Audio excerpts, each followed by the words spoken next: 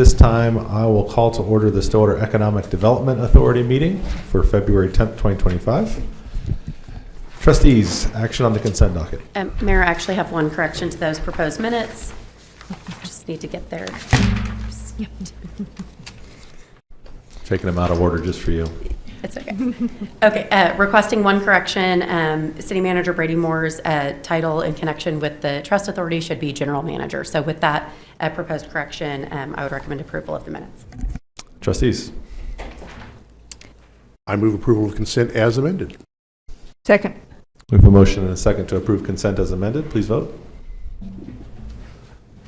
It's approved with a vote of 5-0. And next up is this Visit Stillwater semi-annual report.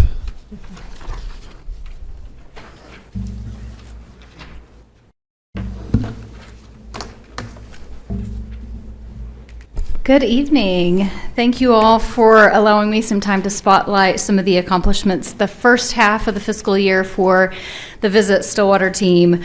As the chair of the board, I continue to be amazed at the remarkable work of a really small but mighty team at the Visit Stillwater office. There are a couple of notable achievements that I'd like to highlight. You all have received the full 30-page packet, so I won't belabor all the details. But I'd like to highlight a couple of things first in the communications and marketing category.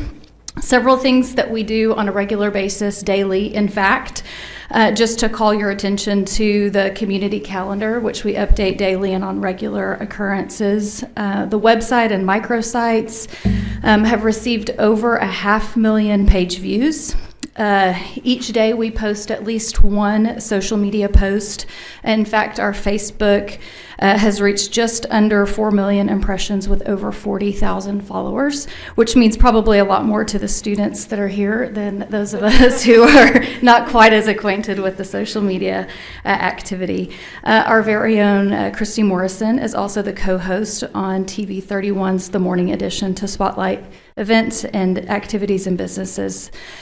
Weekly, we produce a detailed calendar for distribution. We also share event information on live local radio 3 mornings a week and record at least one podcast. Every month, the team produces a 60-second promo video from multiple outlets and distribute our e-newsletter to over 9,000 subscribers. We mail the Still in the Know postcards, which you all have seen, to over 400 local businesses, and also send calendar and events to all local newspapers, and also to blogs that we write and publish every month. And again, I say we as though I'm a contributor here. It really is the small but mighty Visit Stillwater team. Also, you may have seen a column in the News Press, a visitor development column that has been written by the Visit Stillwater team as well. Quarterly, you'll see 30-second commercials for use by the Visit Stillwater and the city and the chamber. And then our rack cards, which continue to be very popular. Every quarter we distribute 10,000 rack cards featuring local events and activities available at local hotels, the airport. These rack cards are available at hotels, the airport, 24/7 Visitor Center, City of Stillwater Community Center, as well as Stillwater and Perkins on-queues. So annually, from a communications and marketing perspective, we produce the expanded 48 pages Stillwater Guide to the Local Scene. This year, 100,000 copies featuring the 50th anniversary of our beloved Eskimo Joes on the cover. We've also coordinated 2 of our 4 Shop Local and Fly SWO campaigns this year. So July was Crazy Days, which generated $69,000 in sales, and the second annual Fly Home for the Holidays campaign, which generated over $79,000 in sales. A couple of other just points of highlight in regard to communications and marketing. The team has managed 10 microsites or landing pages. These are a personal favorite for me. I visit them on the regular. One was Lexicon to an OSU home game day guide, which is one that is most often frequented, and Stillwater Tidbits in History in the original home of Red Dirt Music. which has been popular this season as well. Last year, we produced the Kids Visitor Guide for Highland Park Elementary, and this year we produced a welcome and resource brochure for our Spanish-speaking residents and visitors.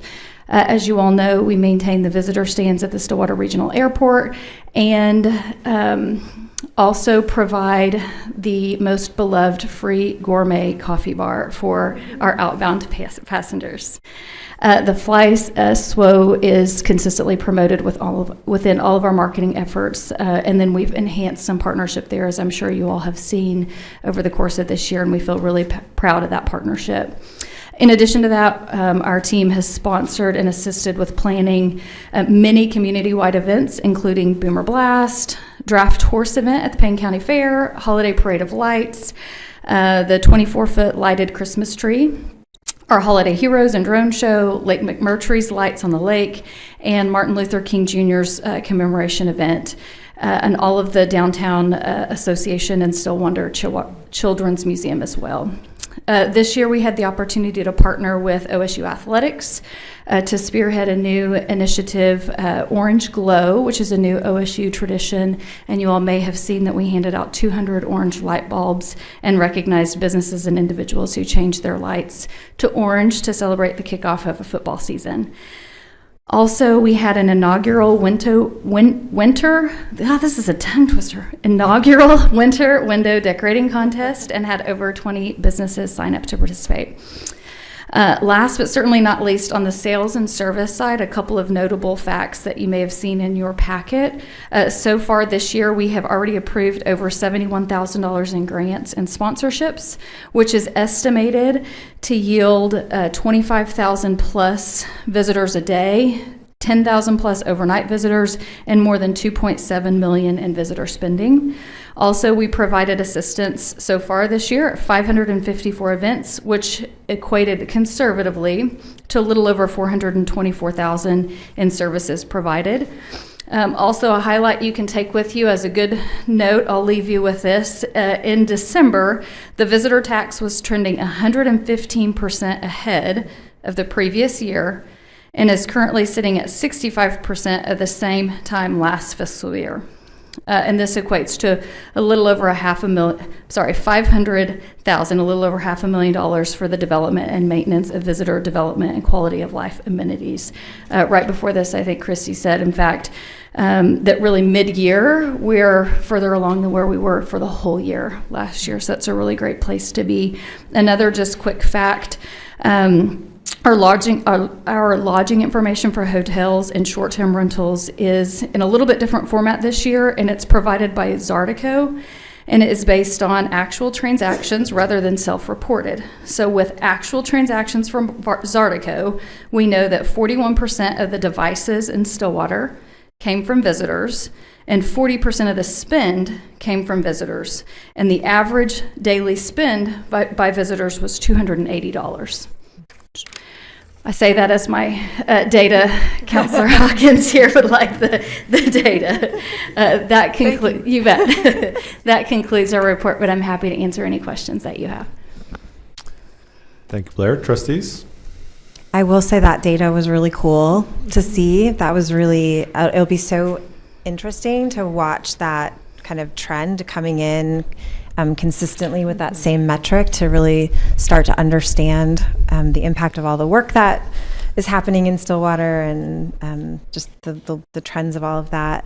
So I did love that data, but I also wanted to just comment on something in the report that sometimes I think is like, it's missed a little bit in all the work that you all do, is this just how much your involvement across committees and across all the different groups. You really are some of the glue that holds that together, and it's really impressive. There's just, one small paragraph in the report that kind of talks about that and lists all of that out, and it's just remarkable to see how many of the different organizations that you're interacting with and helping kind of make sure the impact of the tourism aspect, but also just placemaking and building a vibrant community is there. And I really appreciated that. I think it's kind of in the report that you just gave us, but I just wanted to mention, I think that's a pretty remarkable thing as well. Thank you. That is a testament to Christy and Nicole and their leadership. And we have a really great board. I know you all know many of our board members as well, but it's a good team and committed to the community. And I would make my usual plug of you guys have the best calendar ever. So for anybody listening, if you ever need to know what's going on in Stillwater, go to the Visit Stillwater website. It is a fantastic calendar. It is If great. you're new in town and you're trying to find new things to do and see what's going on, it's a great place. So I think Even for the veterans in town. yes, It I is. I think I say that every time, but I'm always every time I get the monthly update and I look out there, I am astounded at everything that you all compile. Thank you. Thank you for that. Well, I will be curious to see what our numbers look like 6 months from now after this little April event with all these. I know. I have no idea what's going to happen there. It's And I assume exciting. you guys already have it all planned out, right? It'll be great. We are all excited about Yep. it. Yes. Thank you.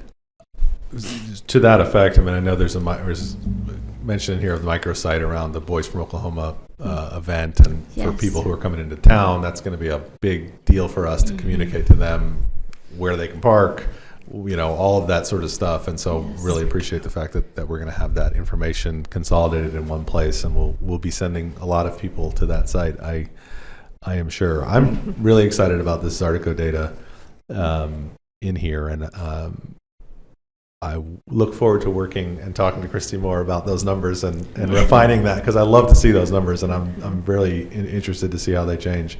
I think it's remarkable and something we should talk about more. 40% of spend in Stillwater came from visitors.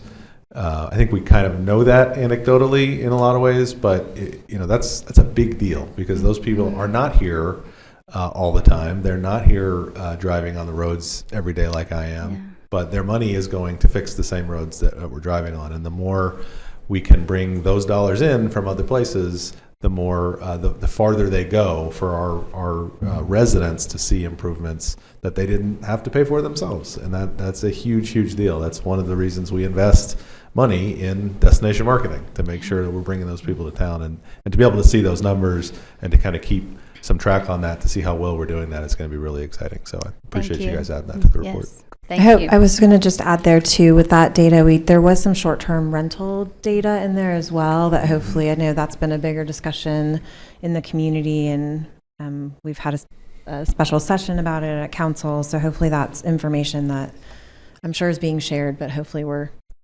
understand all the information and data that we can grab from that as well, so we can better understand our short-term rental market. Yes.